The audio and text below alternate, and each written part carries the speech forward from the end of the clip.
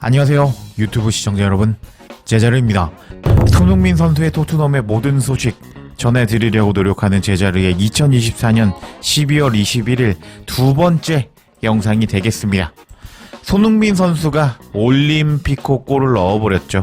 코너킥으로 골을 넣어버리면서 다시 미쳐버린 손흥민 선수라고 할 수 있는 가운데 토트넘이 월요일 새벽 1시 30분에 리버풀과 프리미어리그 경기를 시작할 예정입니다.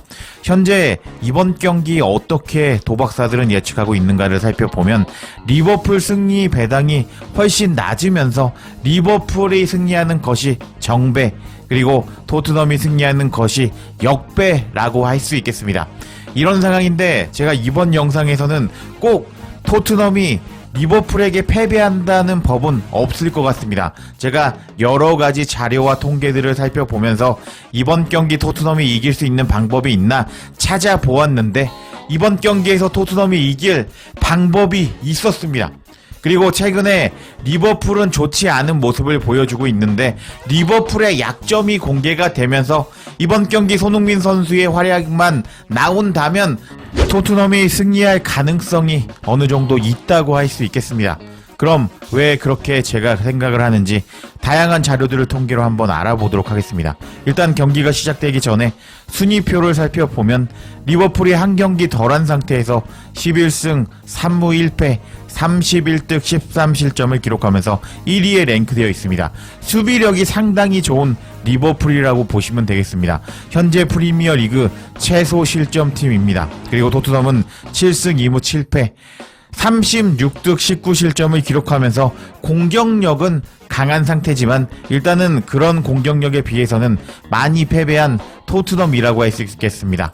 그리고 경기가 시작되기 전에 역대 전적을 살펴보면 엔제 감독 부임 이후에 리버풀에게 1승 1패를 기록하고 있는 토트넘이라고 할 수 있겠습니다.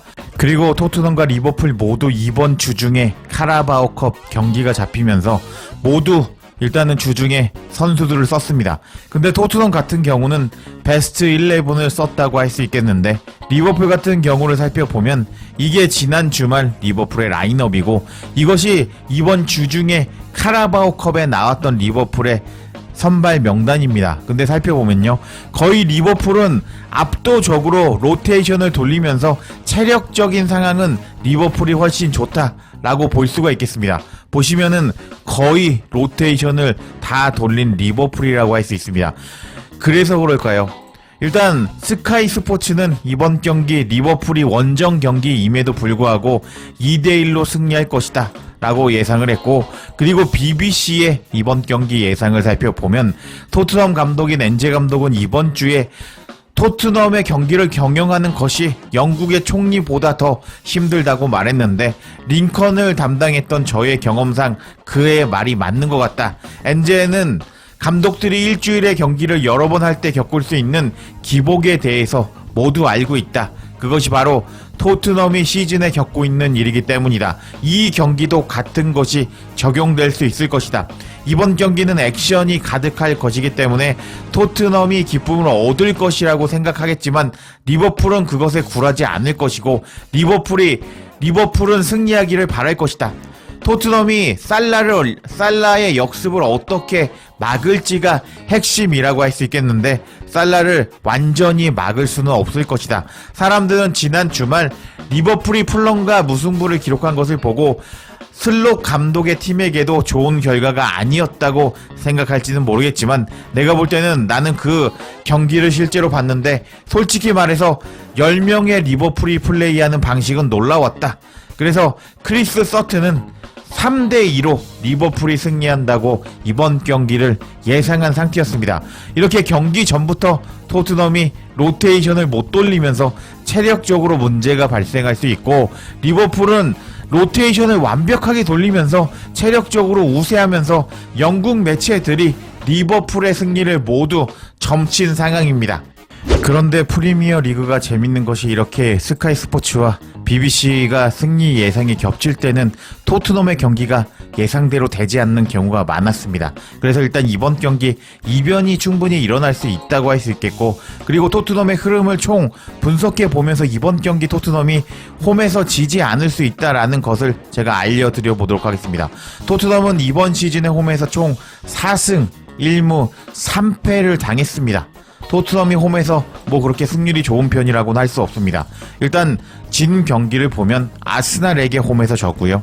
그리고 입스위치 타운에게 졌습니다.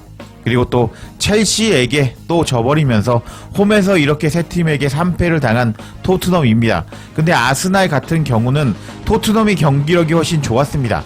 근데 시즌 초반이기도 했고 세트피스 한 방으로 이제 당해버렸습니다. 그리고 이 경기에서는 존슨이 선발로 나오면서 또 망쳤다고 할 수 있는 경기라고 할 수 있겠죠.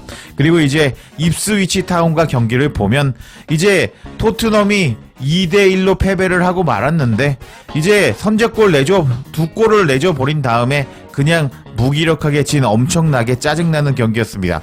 근데 또 이번 경기를 봐도 또 브레논 존슨이 선발로 나온 것을 알 수가 있습니다. 지금은 브레논 존슨이 안 뛰면서 영국 매체로부터 질타를 받았지만 이때 당시까지만 하더라도 존슨이 어느 정도 골을 넣어주었던 상황이기 때문에 존슨을 욕하는 영국 매체는 없던 상황이었습니다. 그리고 이제 첼시와 경기를 보면 토트넘이 2대0으로 앞서고 있었는데 일단은 파페사루와 비수마가 안 내줘도 되는 페널티킥을 내주면서 패배를 당했다고 할 수 있겠습니다. 이거는 전술적인 문제가 아니라 비수마 파페사르가 조금 어이없는 수비적인 선택을 했다. 그것 때문에 졌다. 라고 할 수 있겠습니다. 그래서 토트넘은 홈에서 그렇게 약한 편은 아닙니다. 그리고 또 이번 경기에서도 또 보면은 브레논 존슨이 선발로 나온 것을 알 수가 있습니다. 근데 이제 지금 판이 바뀌었는데 브레논 존슨은 유로파 리그 레인저스 원정 경기에서 이제 안 뛰면서 상대 선수가 얼리 크로스를 넣어주는 것을 그냥 산책하면서 보기만 했고 그 얼리 크로스가 이제 정확하게 들어가면서 골을 내줘 버리면서 비긴 토트넘이라고 할 수 있습니다. 그리고 그때 브레논 존슨이 안 뛴다고 영국 매체들이 엄청나게 비난을 한 상황인데 그때 이후에 존슨은 선발 자리로 못 나오고 있습니다. 소튼과 경기에서 손흥민 선수가 45분 만에 1골 2도움을 기록하고 조기 퇴근할 때도 존슨은 이제 선발로 나오지 않았고 그리고 이번 맨유와 카라바오컵 경기에서도 후반 90분에 잠깐 나올 정도로 확실히 엔제 감독에게 눈밖에 났다고 할 수 있겠습니다.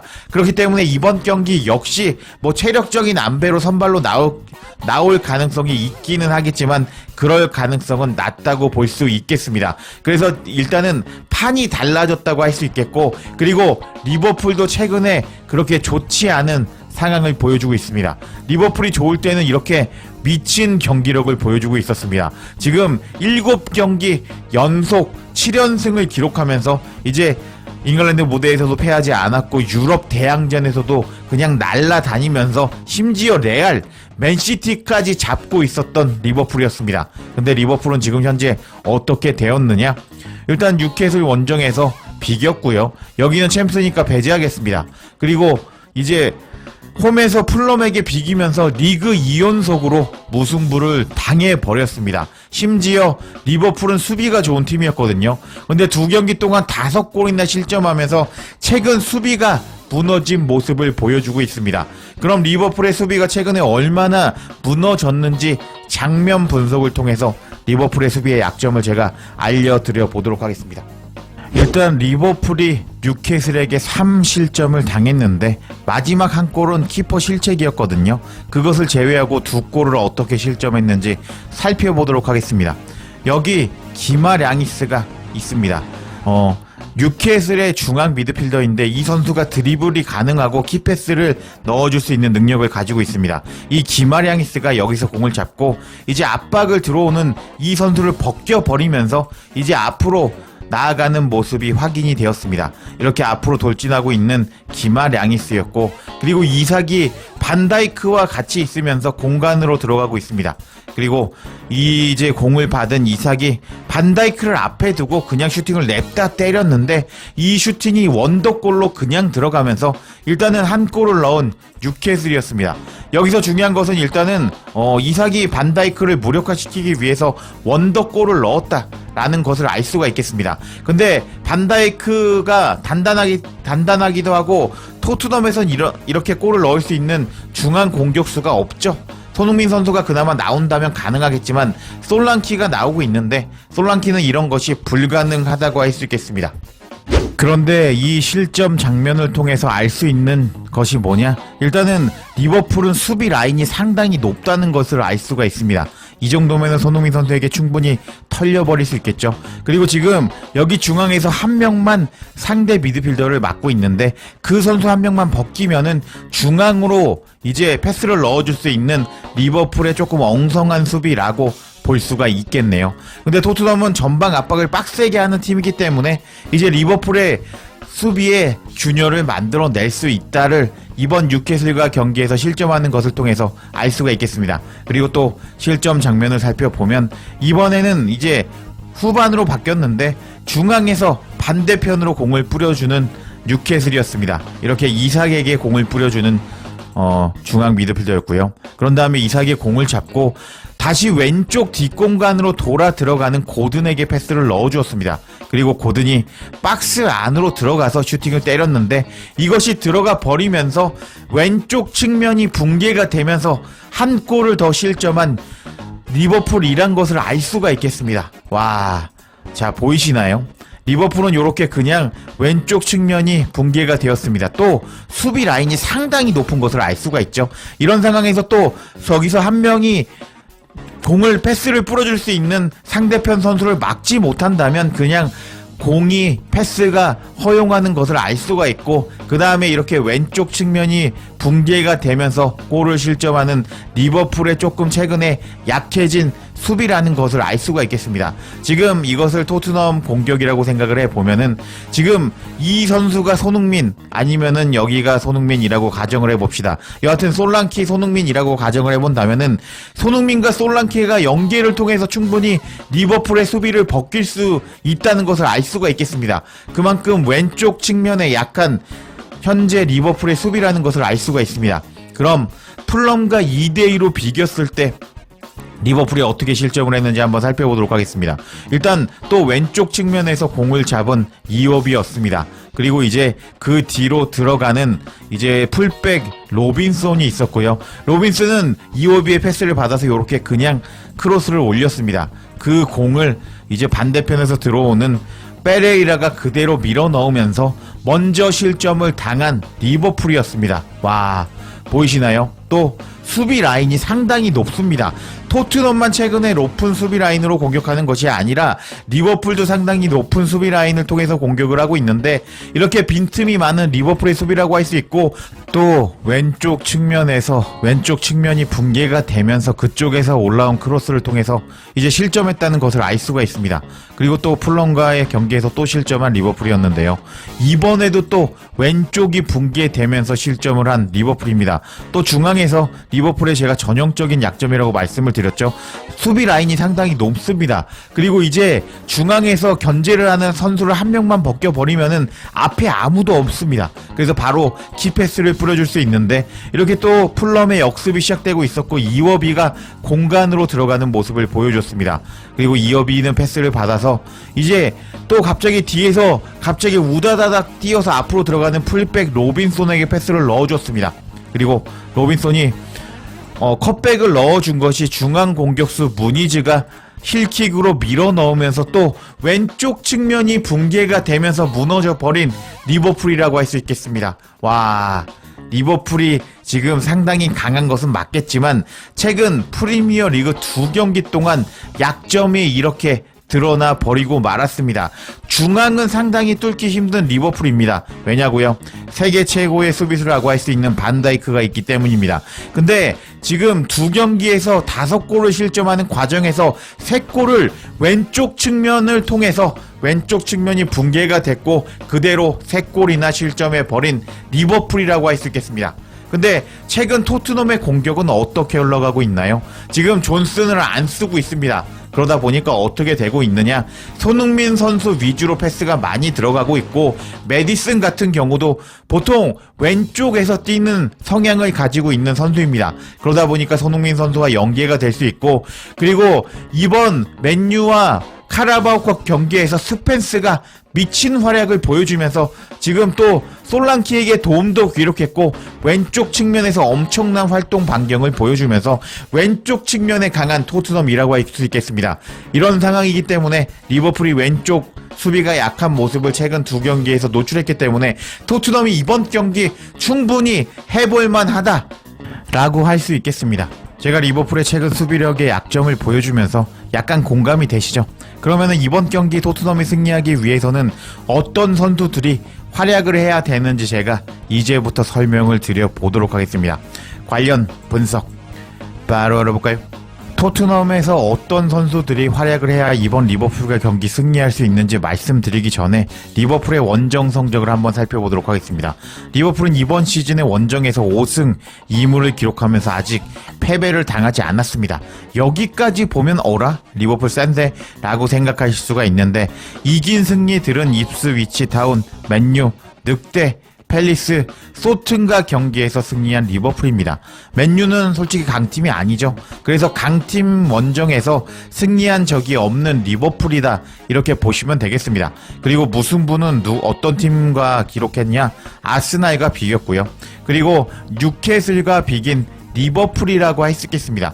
리버풀이 현재 뭐 그냥 이름값만 보고 순위만 보면은 원정에서도 압도적으로 강한 것처럼 보이지만 실상을 알고 보면 원정에서 잡은 강팀이라고는 없습니다. 맨유는 강팀이 아니니까요. 맨유 팬들 미안해. 여하튼 이렇게 리버풀은 원정에서 성적이 그렇게 좋은 편은 아닙니다. 아직까지 강팀다운 강팀을 못 만났다, 이렇게 보시면 되겠습니다. 이런 상황에서 리버풀에서 가장 중요한 선수는 여기 살라라고 할 수 있는데요. 살라는 이번 시즌에 13골 9도움을 기록하면서 살라가 혼자서 22개의 공격 포인트를 기록하고 있습니다. 근데 리버풀은 현재 이번 시즌에 31개의 골을 기록하고 있거든요. 근데 살라가 기록한 공격 포인트 22개를 빼면은 9골 밖에 넣지 못하고 있는 리버풀이라고 볼 수 있겠습니다. 그만큼 이번 경기에서 토트넘이 살라를 잘 막기만 해도 최소한 지지 않는다고 할 수 있겠습니다. 그래서 이제부터 토트넘이 이번 경기 승리하려면은 어떤 선수들이 활약을 해야 되는지 제가 설명을 드려보도록 하겠습니다. 토트넘이 리버풀을 잡기 위해서 필요한 첫 번째 선수는 바로 스펜스라고 할 수 있겠습니다. 지난 시즌 토트넘은 홈에서 리버풀을 잡았습니다. 약간 판정 논란이 있었죠. 근데 결과적으로는 승리를 기록한 토트넘이었습니다. 그때 당시에 우도기가 살라를 정말 엄청나게 잘 막아버리면서 승리할 수 있는 토트넘이었습니다. 근데 이번 시즌에 우도기는요, 수술을 받고 온 후에 비실비실한 모습을 보여주고 있는데, 지난 경기에서 스펜스가 맨유를 잡을 때 무려 몸싸움 경합을 10번이나 성공시키면서 엄청난 미친 몸싸움 능력을 보여주었고, 그 덕분에 토트넘이 승리했다고 할 수 있겠습니다. 심지어 최근 두 경기에서 토트넘은 9골을 넣고 있는데요. 여기서 스펜스가 무려 2도움을 기록하면서 토트넘의 상승세의 원인이라고 할 수 있기 때문에 스펜스가 이번 경기 활약을 해줘야 이번 경기 토트넘이 승리한다고 할 수 있겠습니다. 그리고 이제 스펜스는 지금까지 토트넘에서 보여주지 않았던 새로운 골 패턴을 보여주었습니다. 스펜스는 전방으로 침투하고 있는 솔랑키한테 패스를 넣어줬습니다. 그리고 솔랑키가 이 공을 받아서 박스 안에서 이제 맨유 수비들이 막고 있는데도 불구하고 미친 슈팅을 넣어버리면서 지금까지 나오지 않았던 패턴의 골을 넣었던 토트넘이었습니다. 토트넘은 지난 맨시티와 경기에서 메디슨을 시프트하면서 메디슨을 공간침도 시켰거든요.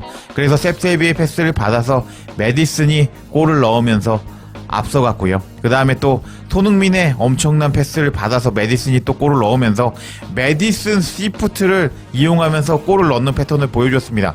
근데 이번에는 스펜스가 이렇게 나오지 않았던 윙백이 중앙으로 패스를 넣는 모습을 보여주면서 새로운 패턴의 골 패턴이 나와버렸습니다. 와, 대단하죠? 원래 엔제 감독은 인버티드 윙백을 사용하기 때문에 안으로 들어와야 됩니다.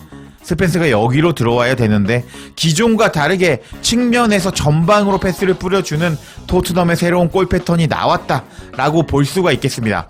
그래서 스펜스가 상당히 중요하다고 할 수 있겠고, 솔랑키도 이렇게 또 골을 넣었기 때문에, 직전 경기에 2골을 넣었기 때문에 솔랑키도 중요하다고 할 수 있겠습니다. 그리고 제가 방금 전에 메디슨을 보여줬죠. 엔제 감독은 메디슨을 이렇게 중앙으로 시프트하는 능력을 보여주면서 일단은 메디슨을 중요한 경기에 잘 써먹는 모습을 보여주고 있습니다. 그리고 이제 소튼과 경기에서도 한번 살펴볼까요? 소튼과 경기에서도 살펴보면 스펜스가 그 경기에서 선발로 나와서 선수 한 명을 벗기고 이렇게 또 공간으로 들어가는 메디슨에게 패스를 넣어줬습니다. 그리고 메디슨이 손흥민한테 패스할 수 있었는데 패스 안 하고 그대로 슛을 때려버리면서 골을 넣었는데, 제가 아까 리버풀의 약점이라고 말씀드린 거 보셨죠? 리버풀은 수비 라인을 상당히 높게 유지합니다. 거의 여기쯤에 유지하고 있는데, 지금 중앙에서 패스를 넣어줄 수 있는 선수를 막는 선수가 한 명만 배치되어 있는 리버풀의 작전이라고 할 수 있는데, 그 선수만 벗기면은 바로 키패스를 넣어줄 수 있는 찬스가 옵니다. 근데 스펜스가 최근에 그런 모습을 보여주면서 스펜스가 이번 경기의 핵심이라고 할 수 있겠습니다. 그리고 메디슨도 핵심이라고 할 수 있겠죠. 그리고 손흥민 선수는 정말 이번 경기 더 핵심이라고 할 수 있습니다. 왜냐고요? 지금 제가 아까 영상에서 리버풀의 약점을 보여드렸다시피 리버풀은 최근에 왼쪽 측면에서 털리는 모습을 보여주고 있기 때문입니다. 최근 5경기에서 무려 3골을 왼쪽 측면이 털리면서 골을 실점하고 말았는데 60% 확률로 최근에 왼쪽 수비가 안 좋은 리버풀입니다. 수비가 원래 금방 나아지지 않거든요. 그렇기 때문에 요번 토트넘이 리버풀을 이길 수 있는 핵심은 손흥민, 스펜스, 솔랑키, 메디슨이라고 할 수가 있겠습니다. 이렇게 손흥민 선수도 또 그 리버풀이 왼쪽에서 약한 모습을 보여주고 있는데, 일단 메디슨이 오른쪽으로 가서 크로스를 이렇게 넣어주면서 손흥민 선수가 또 이거를 원터치로 넣어버리면서 골을 넣고 또 왼쪽 측면에서 넣었기 때문에 이렇게 리버풀은 이번 경기에서 손흥민 선수를 막지 못한다면은 충분히 털릴 수 있는 경기라고 할 수 있겠습니다. 그래서 제가 이번 경기 요약을 해드려 보면은 리버풀과 경기 해볼만 합니다. 일단은 제가 또 뭐 했던 말 또 한다고 뭐라고 하시는 분들이 있는데 강조하는 겁니다. 요약을 해드려보면은 첫 번째, 리버풀이 최근에 원정 경기에서 5승 2무를 기록하고 있는데 생각보다 강팀을 상대로 승리한 적이 없다 라고 일단 첫 번째라고 할 수 있겠고요. 맨유 팬들 미안해.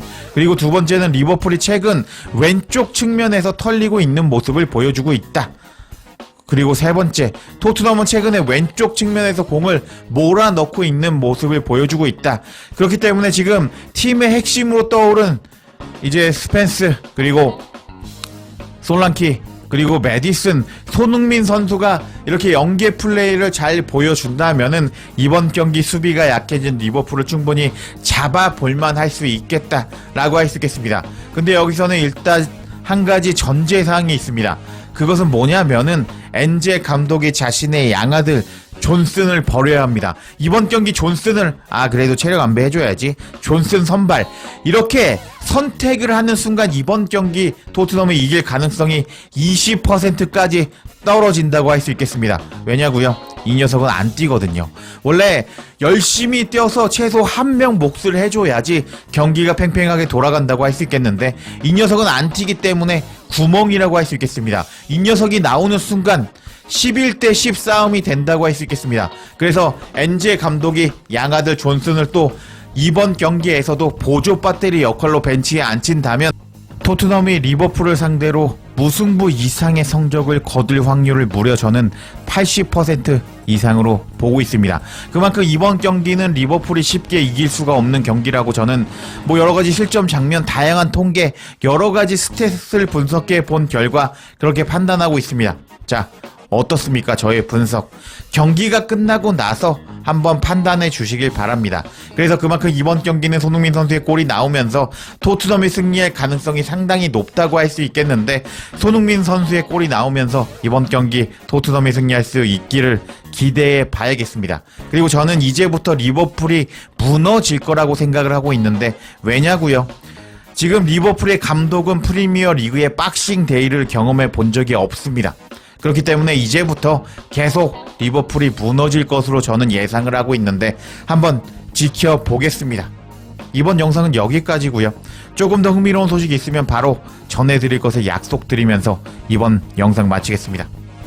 제자르의 영상 놓치지 않도록 알림 설정해 주실 것을 부탁드리며 영상 마치겠습니다. 구독과 좋아요, 댓글은 사랑입니다. 감사합니다.